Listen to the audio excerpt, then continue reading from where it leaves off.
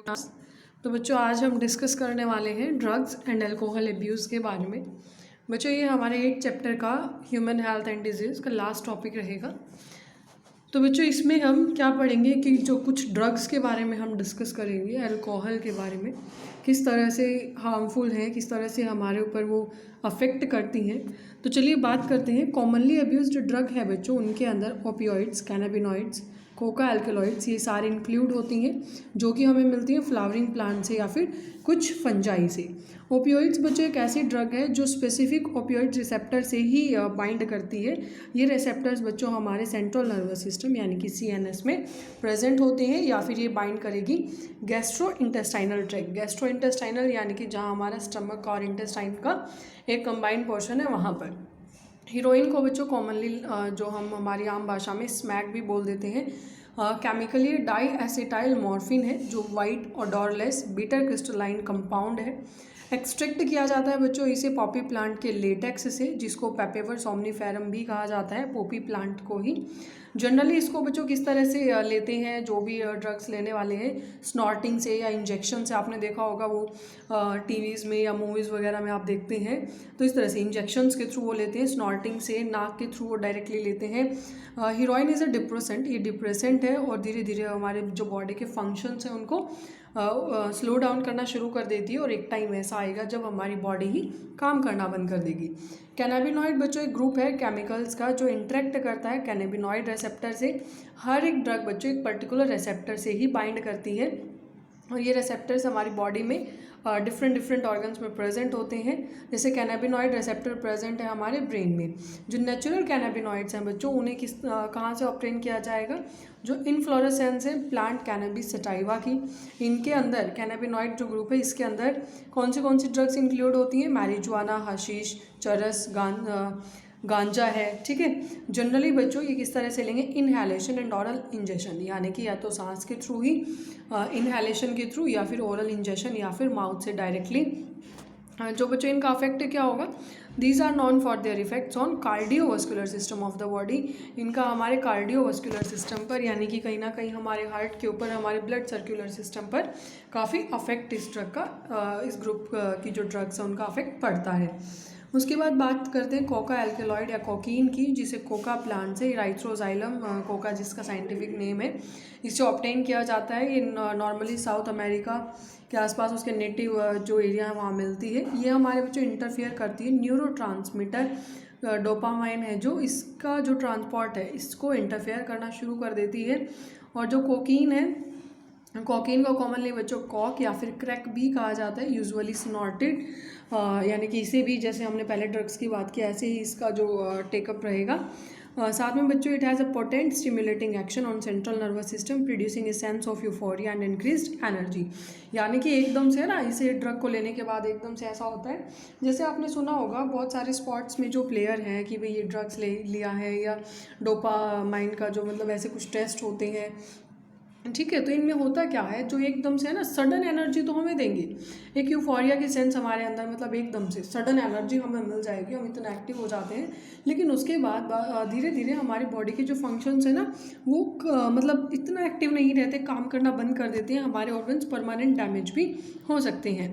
Adolescence and drug abuse की अगर हम बात करें तो एडोलेसेंस हमें पता होना चाहिए कि एक पीरियड होता है जब एक चाइल्ड मैच्योर होता है, नियर अबाउट 12 to 18 ईयर्स की एज है।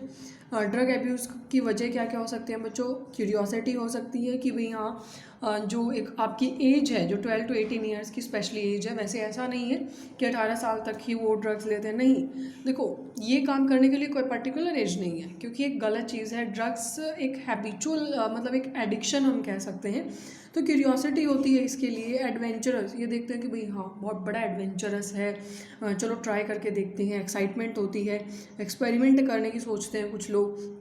और कई बार जो मेजर प्रेशर है वो रहता है कि स्ट्रेस, या जो काम का प्रेशर है, या जो नॉर्मली काम का ऐसे नहीं कि जो डेली रूटीन के हमारे काम है, नहीं, कई बार मेंटली प्रेशर हो जाता है किसी चीज़ का, स्ट्रेस आ जाता है, जो कहीं ना कहीं to excel in examination, exams का प्रेशर हो सकता है, दूसरे भी जो प्रेशर्स हैं उनकी वजह से भी ड्रग्स लेना लोग शुरू कर देते हैं।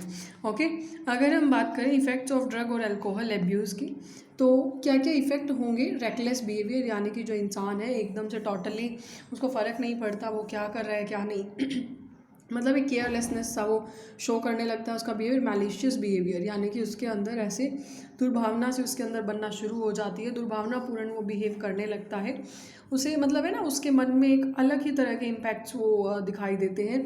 वायलेंस, यानी कि वायलेंस जो हिंसा वगैरह है ये ज़्यादा उन इंसानों में दिखाई देती है।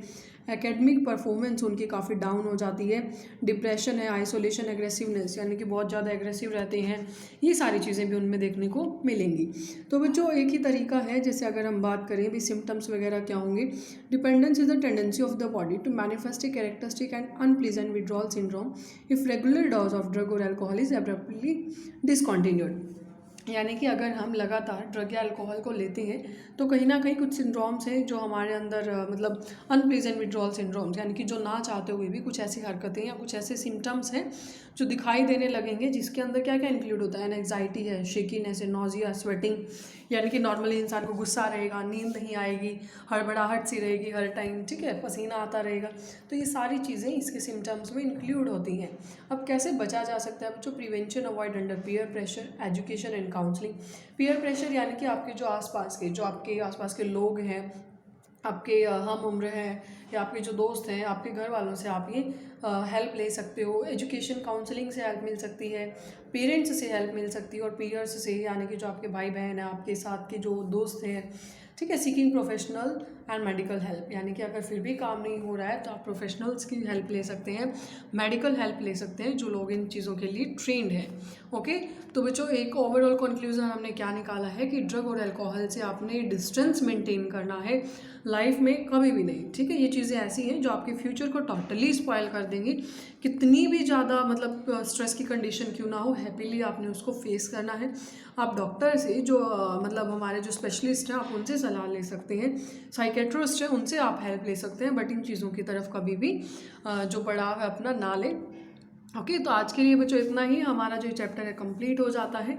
तो बच्चों हमारे टोटल जो फर्स्ट 8 चैप्टर है, ओके, तो मतलब ये 8 चैप्टर्स हमारे कंप्लीट हो गए हैं। तो फर्स्ट 8 चैप्टर्स में अभी तक कोई प्रॉब्लम है या कुछ चैप्टर्स की जो वीडियोस अभी चैनल पे नहीं है वो भी जल्दी ही अपलोड कर दी जाएंगी। इस चैप्टर में बच्चों कहीं भी कोई डाउट आता है तो आप बता दें, उसके बाद हम नेक्स्ट लेक्चर में नेक्स्ट जो वीडियोज़ हैं हम कल से या नेक्स्ट टाइम से शुरू करेंगे, ठीक है। तो यहाँ तक आपने अच्छे से पढ़ लेना है, यहाँ तक कोई डाउट है तो आप बता देना।